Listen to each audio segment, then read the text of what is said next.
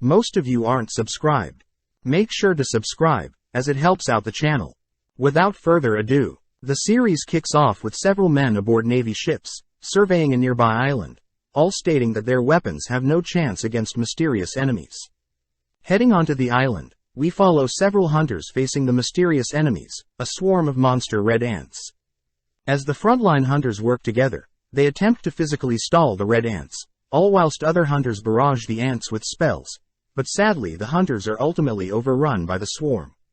As they all begin begging for their lives, the hunters all note how they are far too low level to be facing such powerful creatures, but just then, Byung-ji-yu, SSS-RANK healer, arrives. As Byung-ji-yu begins healing the injured, Yun-sok wielding lightning magic, and Yeonho wielding martial arts skills, begin clearing the area of the swarm of red ants. Amazed that the three S-rank hunters were easily able to save them, everyone suddenly senses a greater white ant monster appear, prompting Yun-sok and Yeonho to volunteer to defeat the monster, all whilst Byung-ji-yu continues to treat the injured. With both S-rank adventurers dashing towards the white ant, Yeonho chooses to wrestle with the creature, giving Yun-sok enough time to prepare a powerful lightning spell, perfectly striking the white ant from behind. As the creature is temporarily paralyzed, Yeonho rips off the white ant's two front-facing fangs, leaping back, only to launch one of the torn-off fangs at the white ant, easily carving a hole in the creature's torso with his projectile. With no time to breathe, both S-rank hunters spot swarms of white ants approaching their location, forcing Yeonho to awaken his berserker mode, and Yun-sok to unleash simultaneous waves of lightning. Cutting to a nearby town on the same island, we spot Guildmaster Choi rally several other hunters in town, all standing off against a swarm of ants. Channeling a single flame spell, Choi signals the start of their raid on the ants, easily incinerating the weaker red ants, only to order his guild to begin attacking the greater white ants. Apparently, 10 years ago, several gates had begun appearing out of nowhere, allowing powerful monsters deemed magic beasts to appear. Seeing as conventional military weapons were useless against these magic beasts, it was discovered that humans began awakening with powers and skills that could rival the appearance of these magic beasts. These people were called hunters. Once a hunter had awakened, they would be given a rank from rank S to rank E, and sadly once someone has awakened, there would be no way of improving one's rank no matter how hard they trained. Cutting to the present day, 3 years later, we see a Mr. Kim sipping on some coffee in preparation for a raid only to greet Park. Mr. Kim learns that Park's wife has recently gotten pregnant again, explaining Park's reason for attending their raid today, as he hopes to earn some extra cash for the family. Just then, our MC, Sung Jinwoo, arrives, greeting everyone as everyone is clearly happy to hear that Jinwoo is here. Seeing the attention Jinwoo is getting, Park asks Mr. Kim if Jinwoo is absurdly strong, but Mr. Kim corrects Park, stating that Jinwoo had been deemed the weakest adventurer ever to be discovered, and the reason everyone is happy is because they know any raid Jinwoo partakes in will be easy for them. Cutting over to Jinwoo, we see him hold in the sadness from overhearing Mr. Kim and Park gossip about his weak status, but suddenly bumps into Joohee, happy to be working with her again. Cutting Jinwoo off, Joohee demands to know why Jinwoo is so covered in scars, but as they sit down, Joohee helplessly listens as Jinwoo recounts his latest raid on an E-rank dungeon, blaming himself for not being strong enough to avoid being hurt. Before Joohee can say anything, they are both called to have a group meeting. Introducing himself as Song Cheol, Song states that he will be leading their raid, since he is the most highly ranked out of their party. With the meeting over, everyone begins making their way over to a portal, all heading in one by one, leaving only Jinwoo left. Taking out a blade he was barely able to afford, Jinwoo takes a deep breath, gripping his blade tight, only to head through the portal. Elsewhere, we follow an old man, Go Gunhee, chatting with one of his employees, mentioning how the items collected upon slaying magic beasts are known as essence stones. Cutting back to Jinwoo, we see that he has managed to slay a magic beast by himself, acquiring an essence stone, but is caught off guard when a goblin sneaks up on him. Able to dodge the goblin's advances, Jinwoo goes in for a strike, but his blade shatters upon impact, leaving Jinwoo wide open for the goblin to stab him. Seeing Jinwoo in trouble, Park runs over to slay the goblin, heading back to help the rest of the group with other monsters, all whilst Joohee is forced to stop Jinwoo from bleeding out. As Jinwoo lies on the floor, He admires Song's magnificent skills, but just then we cut back to Go Gunhee talking more about the uses of essence stones. Go Gunhee states that stones acquired from slaying magic beasts allow powerful weapons to be crafted, but similar things can be done to mana crystals collected from dungeon raids. Most importantly, Go Gunhee states that the government is attempting to harvest energy from these mana and essence crystals, hopefully discovering a brand new way of acquiring energy. Back with Jinwoo, we see that his party had managed to deal with the swarm of monsters and the dungeon's boss, but Jinwoo notices Juhee's serious look. Juhee states that she is seriously worried for Jinwoo, not wanting him to push himself into dangerous situations.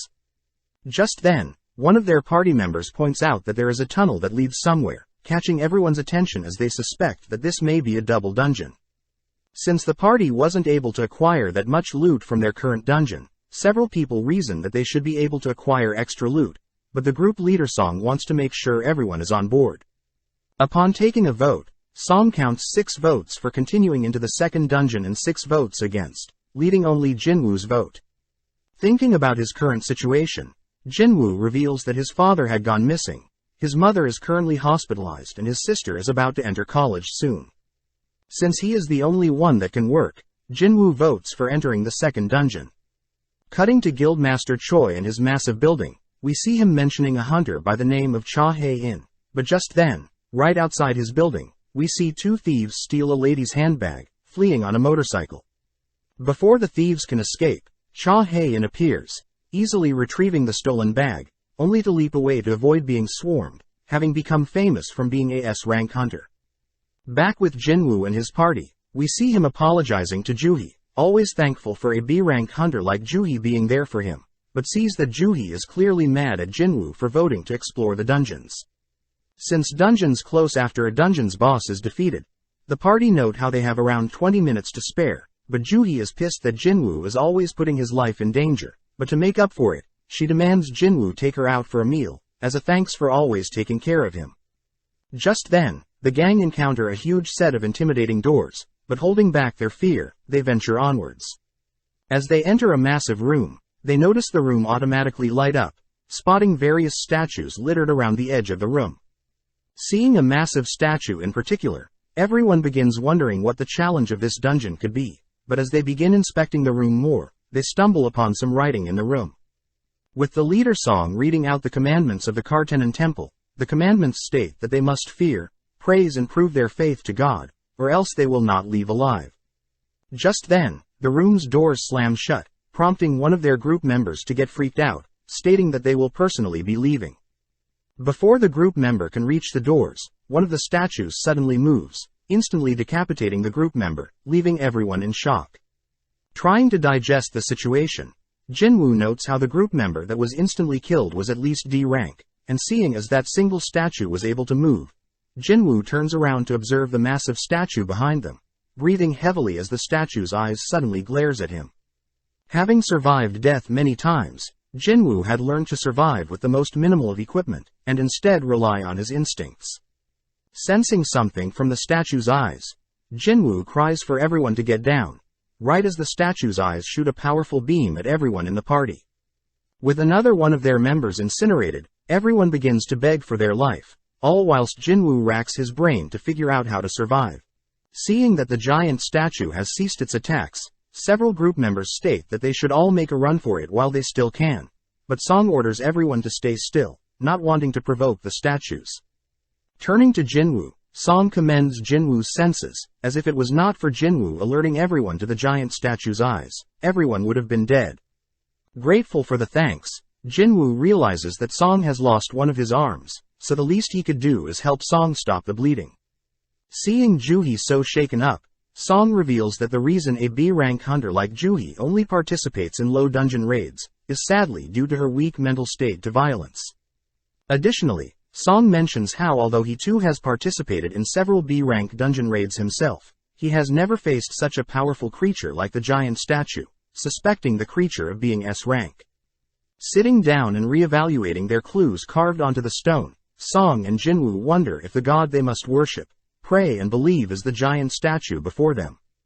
At the same time, Jinwoo's sister, Gina chats with her friend at school, who is curious about Jinwoo, wondering why a hunter like him is always so injured.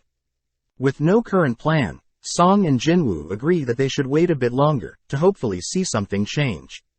At that moment, one of the party members begins to break, stating that he had recently signed with a prestigious guild, and that he doesn't want to die now. Encasing himself with a wind spell, the hunter dashes towards the gate, confident that he'll make it, but instantly, the hunter is vaporized. Disgusted to see another party member helplessly die, Jinwoo wonders why the statues don't just slaughter them, suddenly realizing something. Remembering that the first commandment from the stone is to worship God, Jinwoo begins to slowly stand up, but Song demands Jinwoo not do anything foolish. Upon seeing Jinwoo's determined eyes, Song allows Jinwoo to proceed, prompting Jinwoo to continue to stand up, only to immediately duck and bow his head upon spotting the giant statue's eyes light up. With everyone curious about what just happened, Jinwoo suspects that the giant statue only attacks people when they reach a certain height, therefore they should all bow to the giant statue. Seeing as everyone has bowed their heads, Jinwoo peeks to see the statue's eyes, relieved that the eyes have turned off, but instead the statue dons a terrifying grin. With nothing else happening, everyone notices that they are now allowed to stand up, exciting the party, but Jinwoo notes something is off. Just then, the giant statue stands up, slowly marching towards the members, all whilst holding its terrifying smirk. Thinking about the second commandment, Jinwoo racks his brain on ways to praise God, but out of nowhere, one of the party members suggests that they praise God through words, choosing to kneel before and recite a prayer. As everyone watches as the statue slowly approaches the knelt-down hunter, they all are forced to watch as the giant statue mercilessly stomps on the knelt-down hunter, following up by killing another frightened hunter. Seeing as it is too dangerous to stick together, everyone splits up, prompting Jinwoo to grab hold of the frightened Juhee, dragging her with him. Following Park, we see that he has made it towards the edge of the dungeon, thinking about how he still has a loving wife and kids that he must return to, but sadly one of the night statues cleave Park's body in half. Attempting to come up with a plan, Jinwoo notices Juhee's disturbed expression along with several hunters begging for their lives. Jinwoo digs deeper to come up with a plan. Scanning the statues around the edge of the dungeon, Jinwoo spots a statue with a musical instrument, ordering everyone to head towards that statue. With Song heading to his nearest statue, Song spots the statue playing its instrument, stating that it's safe to head to statues with musical instruments, prompting Mr. Kim to successfully find a statue of his own, only to begin breaking down crying. Jinwoo and Juhee have also arrived at a music-playing statue, but Jinwoo notes that the statue isn't playing its instrument, deducing that only one person can stand below each music-playing statue. Leaving the frightened Juhee beneath the statue, Jinwoo runs to search for another statue, catching the attention of the giant statue.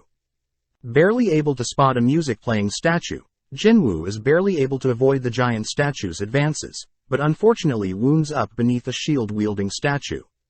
With the shield statue bringing its shield down on Jinwoo, he barely manages to survive, managing to crawl to a music-playing statue.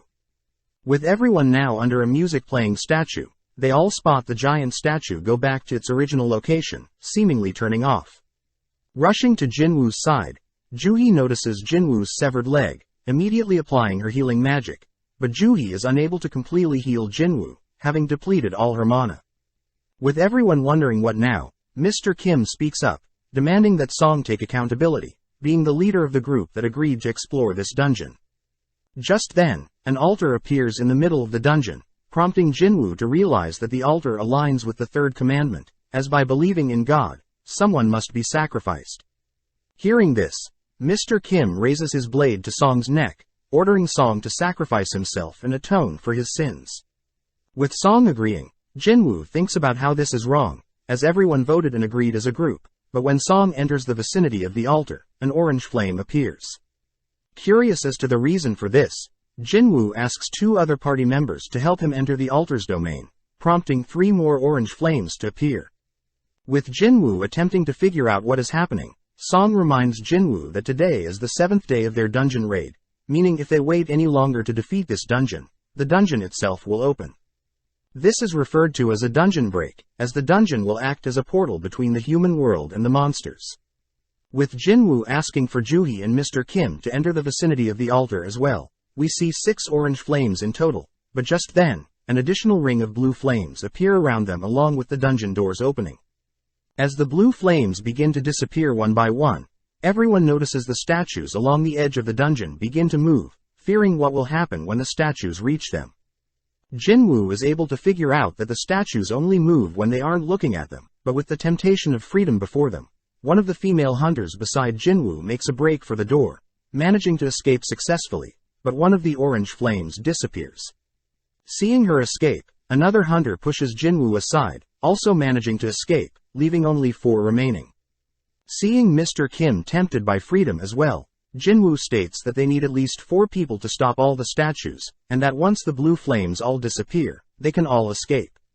Sadly, Mr. Kim apologizes in tears, stating that they can't be certain that they can escape, only to escape out of the dungeon himself.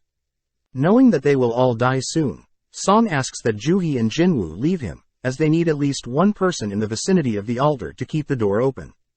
As Joohee attempts to move, Joohee falls to her knees, as her fatigue has finally kicked in. With no other choice, Song and Jinwoo agree that Jinwoo will stay behind, unable to move himself, and Song will carry Joohee to safety. When Joohee offers to stay behind, Jinwoo states that she must live, handing her the essence stone he obtained, only for Song to knock Joohee unconscious, carrying her on his shoulder, only to leave the dungeon. With Jinwoo alone, he attempts to stand off against the swarm of statues, but instead is brutally flung around, ultimately falling onto the center of the altar, bleeding out. As the statues puncture his body with their weapons, Jinwoo cries out that he has a family as well, demanding for a second chance. As everything goes black, a sudden system terminal pops up, stating that Jinwoo has completed the secret quest, Courage of the Weak. The system terminal asks if Jinwoo wants to be given the player status, reminding Jinwoo that his heart will stop in 0.02 seconds, prompting Jinwoo to accept the offer. With his life flashing before his eyes upon accepting the player title, Jinwoo suddenly wakes up in a hospital bed, realizing that his arm is completely fine. Fearing that his leg may still be missing, Jinwoo is pleasantly surprised to see that his leg has also healed, along with the various stab wounds he endured from the statues. Wondering if everything he went through was simply a dream, Jinwoo is interrupted by 2 men from the Hunters Association surveillance team, Woo Jinchul and Kong Taeshik. Sitting down to have a chat, Jinchul tells Jinwoo that he's been asleep for 3 days, but Jinwoo is more concerned about Song and Joohee. Jinchul unfortunately reveals that due to Song's arm being severed, he'll most likely have to retire from being a hunter. As for Joohee, she seems to be traumatized, currently undergoing psychiatric care, meaning her role as a hunter is currently on hold. Jinchul calmly repeats to Jinwoo that out of all the party members that entered the double dungeon, only 6 were able to make it out alive, but Jinchul does mention something peculiar. Apparently, when he along with several members of the White Tiger Guild went to rescue Jinwoo's party, they only ended up discovering Jinwoo's unconscious body, and no temple nor statues. Shocked to hear this, Jinwoo is unable to fathom what he just heard, but Jinchul reassures Jinwoo that he has no reason to suspect anything malicious went on, trusting Jinwoo and his members' words. Out of nowhere, Jinchul gets serious, asking if Jinwoo experienced a double awakening. Since it's quite well known that hunters once awakened can never improve their stats no matter how hard they train, but there have been rare cases in the past where hunters have awakened a second time, allowing the same hunters to reach the S rank. Having brought a mana measuring device, Jinchul asks Jinwoo to place his hand on the device to reevaluate Jinwoo's current mana level. Since Jinchul heard that the statues in the dungeon were S rank and above, Jinchul deduces that the only way Jinwoo could have possibly survived was to be S rank or greater. Sadly, the reading on the device reveals that Jinwoo's mana level is still at 10, meaning Jinwoo is still an E rank hunter. As Jinchul and Taseshki leave, Jinwoo lies back in bed, trying to digest what is going on, but suddenly Jinwoo notices a system terminal pop up with several unread messages. Recognizing the terminal as the one he saw before he was forced to accept the player title, Jinwoo pokes at it, noting how it is not a physical terminal. Just then, Gina arrives, scolding Jinwoo for being such a reckless older brother. Seeing Gina in front of him, Jinwoo can't help but smile, happy to see his little sis, but this annoys Gina, who states that she'll drop out of school and go job hunting if it means Jinwoo will stop having to risk his life as a hunter. Apologizing for always worrying her, Jinwoo asks if Gina can see the system terminal in front of him, but Gina gets confused, wondering if Jinwoo hit his head. Asking for some advice, Jinwoo learns from Gina that he should open the messages he's received from this mysterious system terminal Jinwoo is seeing, just like a video game. With Gina leaving for now, Jinwoo begins sifting through all the notifications, reading that the system intends to help Jinwoo get stronger, but if Jinwoo doesn't comply, he'll get punished. Stopping on his assigned daily quest, Jinwoo gets annoyed that he has to perform push-ups, sit-ups, squats and running whilst he's still hospitalized, so Jinwoo simply lays back down, ignoring the daily quest. Cutting to Jinchul, we see him reporting Jinwoo's case to Gunhee, noting how although Jinwoo didn't awaken again, it definitely is weird that no dungeon break ended up happening. That evening, we follow Guildmaster Choi, asking S-Rank Cha Hae-in to participate in an upcoming B-Rank dungeon raid. Apparently, since Cha was only recently a hunter, Choi states that he wants Cha to gain some more experience leading a team, reassuring Cha that all she needs to do is fight like she normally does, and that will be enough to lead the raid. Choi reminds Cha that his hunter guild is quite powerful in Japan, but compared to international guilds they are nothing, therefore learning ways to improve their members as a team is the ideal solution to grow stronger. That night, a huge gate begins forming in the middle of a busy road, but at the same time, Jinwoo's daily quest expires. As the system terminal begins to bug out, Jinwoo suddenly is forced awake, noticing huge amounts of shaking around his hospital bed. Having been assigned his punishment, Jinwoo awakens in a desert, turning to spot a massive poisonous centipede. Seeing a timer pop up, telling Jinwoo to survive for 4 hours, Jinwoo doesn't have time to wonder if this is a dream, running across the sand dunes, in fear for his life. With the nurses in the hospital checking in on Jinwoo, they start panicking when they realizes Jinwoo isn't in his room, but at the same time, as Jinwoo tirelessly flees from the various centipedes chasing him, his 4-hour time elapses, transporting him back into the hospital. Before Jinwoo collapses, he spots the system terminal congratulating him for surviving, only to reward Jinwoo. Several days later, Jinwoo gets ready for his daily quest, reassuring Gina that she doesn't need to stress about him.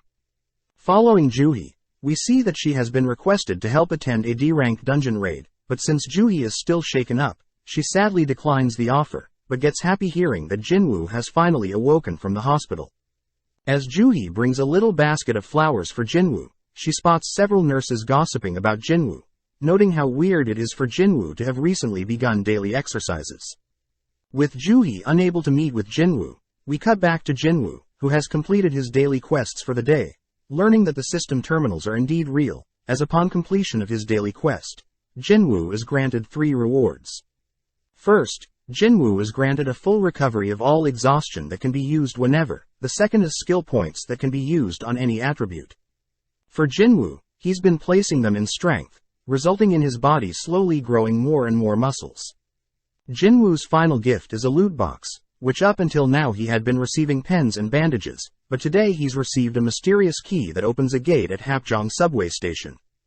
With news of D-rank, C-rank and B-rank gates beginning to appear more frequently around the country, we follow Jinwoo sitting beside his unconscious mother, revealed to have contracted a condition called eternal sleep.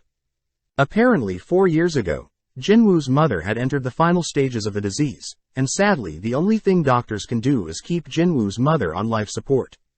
Working through his daily quests, Jinwoo begins thinking back on his life, having expected to afford treatment for his mother when he first became a hunter. But as Jinwoo began joining raids, he realized that he was unable to fend for himself, but now with this opportunity to grow stronger, Jinwoo places most of his skill points into strength, heading to Hapjeong Station to enter the special gate. Having brought a weapon for safety, Jinwoo takes out the dungeon key, unlocking the dungeon, and is notified that he has entered an instance dungeon. Slowly descending the station, Jinwoo realizes that he is in a separate dimension, and that the only way to escape is to defeat the boss, or to use a teleportation stone. With no other choice but to continue deeper into the dungeon, Jinwoo arms himself with a blade, only to be stopped by 3 goblins. Not wanting to lose to these pathetic creatures, Jinwoo clashes with the 3 creatures, managing to impale one of the goblins. Feeling a surge of confidence rush over him, Jinwoo follows up but slaying the remaining 2, happy to see that he has grown stronger. Out of nowhere, Jinwoo senses a powerful creature approaching from behind, managing to block the beast's advances, but unfortunately his blade shatters. Realizing the steel-fanged lichen beast is far stronger than the goblins he just faced, Jinwoo begins to cower in fear.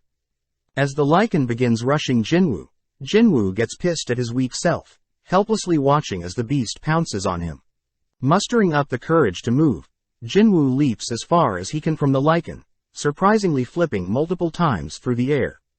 Catching himself in a handstand, Jinwoo pushes off with his arms, noting how light his body feels as he leaps over the lichen. As the lichen begins dashing towards Jinwoo steals his resolve, gripping his fist as hard as he can, only to launch his fist at the lichen. In an instant, the lichen is flung back, surprising Jinwoo, believing that the points he put into strength is paying off. Sadly, the lichen simply gets back up, making Jinwoo aware that it's still far stronger than Jinwoo. As the lichen once again initiates the fight, Jinwoo relentlessly throws punch after punch, all whilst dodging the lichen's steel jaw, but when the lichen gets too close, Jinwoo is forced to dodge to the side, allowing the lichen to continue charging into a wall. Seeing that the lichen hasn't sustained an ounce of damage, Jinwoo begins running to buy time, racking his brain for a solution to defeat the creature. Having only brought food and water, Jinwoo wonders how he'll get a powerful item to slay the creature, suddenly realizing something. As the lichen continues to hunt Jinwoo down, Jinwoo stops to open his player inventory, reaching in and grabbing a powerful sword. Right as the lichen reaches Jinwoo uses his new sword, easily splitting the creature in two with a single slash. Trying to make sense of what just happened, Jinwoo states that the blade apparently belonged to Mr. Kim, having paid 3 million for the special sword, all whilst notifying Jinwoo's level up and slaying a lichen appear. Sensing 2 more lichens approaching, Jinwoo states that he has no longer any reason to fear the creatures, gripping his new weapon. But as the lichen begins to fastly approach, Jinwoo realizes that his sword is lodged into the ground, managing to barely free, right as the lichens attack.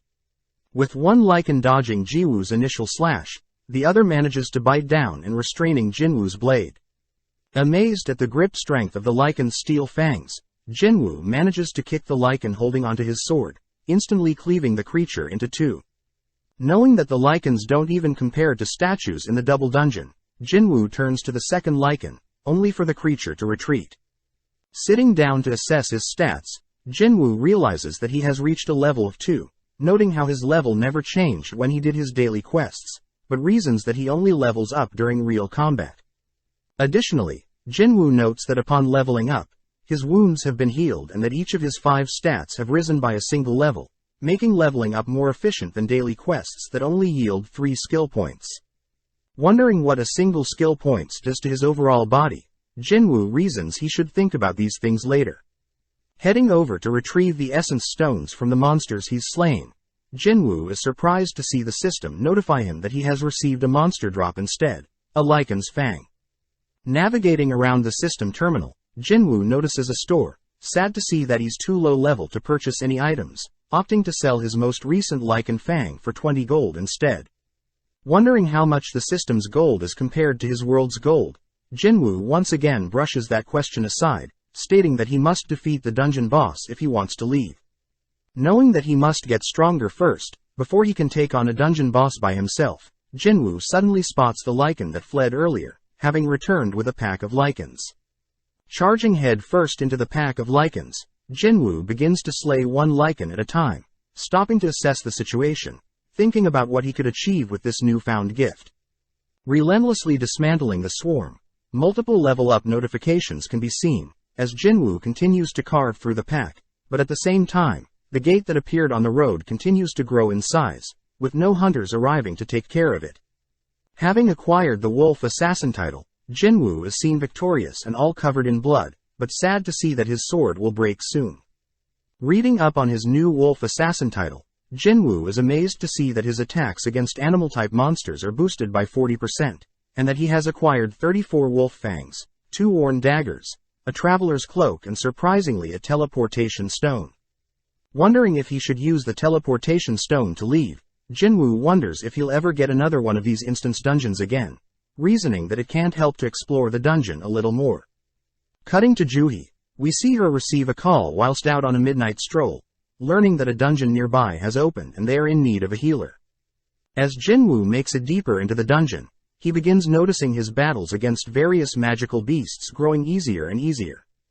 Jinwoo realizes that the red text he saw for the lichen had now turned white, meaning white text represents weak monsters, orange represents moderate monsters, and red means difficult monsters. Happy to have reached level 15, Jinwoo notes how he no longer can level up with the weaker magical beasts, reasoning that it's time to head downstairs to face this powerful aura he's been sensing. Upon reaching the bottom of the stairs, Jinwoo is weirded out by the decrepit station, but out of nowhere an attack suddenly sends Jinwoo flying against the wall, barely able to block the attack, but the attack instantly shatters his sword. Appearing from a stream of water, the blue venom-fanged Kasaka floor boss appears, with an orange text.